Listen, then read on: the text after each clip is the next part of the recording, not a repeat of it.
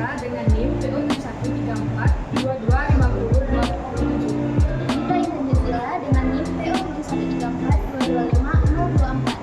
Perkenalkan, saya Nabila Anggraini dengan NIM PO7134225035. Perkenalkan, saya Alia Syakira Maulana dengan NIM PO7134225044. Pada kesempatan kali ini, kami akan menjelaskan mengenai pengelolaan limbah fitotoksik. Topik ini sangat penting karena menyangkut keselamatan kerja, pencegahan infeksi, serta penyehat lingkungan. Yuk langsung kita bahas.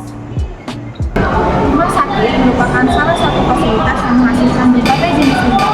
Salah satunya adalah limbah sitotoksik. Apa sih limbah sitotoksik itu? Jadi, secara harfiah, situ berarti sel dan toksik berarti racun. Jadi, limbah sitotoksik adalah semua alat dan bahan yang telah bersentuhan dengan obat sitotoksik selama proses rekonstitusi dan pemberian obat kepada pasien. Nah, contoh dari limbah fitotoksik ini yang pertama itu ada sisa obat kemoterapi yang sudah kadaluarsa, tumpah. Yang kedua itu adalah limbah kontaminasi. Contohnya itu seperti botol atau kantong infus bekas, infus kasa atau sedikit yang tidak ada jarum yang telah dialiri oleh obat fitotoksik. Yang ketiga ada alat pelindung diri atau APD yang berupa sarung tangan, masker, gaun, dan pelindung sepatu yang digunakan petugas saat meracik atau memberikan obat sitotoksik jika sudah terkontaminasi. Keempat, benda tajam berupa jarum suntik yang digunakan untuk injeksi atau pembersihan. Nah, teman-teman sudah tahu nih contoh atau klasifikasi dari limbah sitotoksik. Sekarang kita akan bahas mengenai pemilahan atau pewadahan dari limbah sitotoksik. Langkah pertama dan terpenting adalah memisahkan limbah sitotoksik segera setelah dihasilkan. Yang pertama ada wadah untuk limbah non-tajam seperti botol infus, masker, sarung tangan. Itu gunakan kantong plastik atau wadah kuat, anti bocor, dan anti sobek. Wadahnya ini memiliki warna khusus atau tergantung kebijakan fasilitas atau regulasi setempat dan diberi label atau simbol limbah sitotoksik yang jelas.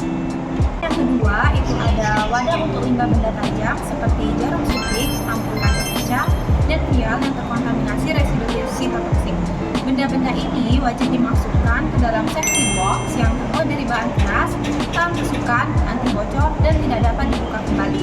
Lalu yang ketiga ada limbah sisa obat farmasi seperti obat kemoterapi yang kadaluarsa dan sisa dosis obat yang tidak terpakai.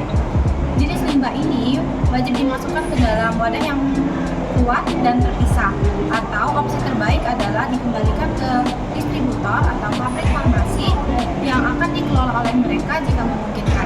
Selanjutnya ada transportasi limbah sitotoksik. Setelah dipilah di ruang perawat atau farmasi, limbah dibawa menuju ke tempat penyimpanan sementara atau TPS. Limbah sitotoksik dikumpulkan oleh personel pembantu rumah sakit. Limbah ini biasanya dibawa ke tempat pembuangan sementara di dalam rumah sakit. Semua pembantu rumah sakit harus menggunakan APD saat memasukkan limbah sitotoksik ke dalam pembuangan tempat sementara. Lalu yang terakhir ada pengolahan dan pemusnahan akhir. Limbah sitotoksik tidak boleh dibuang di tempat pembuangan akhir umum atau saluran pembuangan limbah biasa karena dapat berisiko mencemari air dan tanah.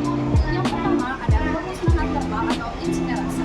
Limbah sitotoksik sangat cocok pada metode ini, yaitu limbah sitotoksik padat yang dilakukan dengan membakar senyawa pada suhu 1000 sampai dengan 1200 derajat Celcius sampai senyawa beracun terurai dengan sempurna.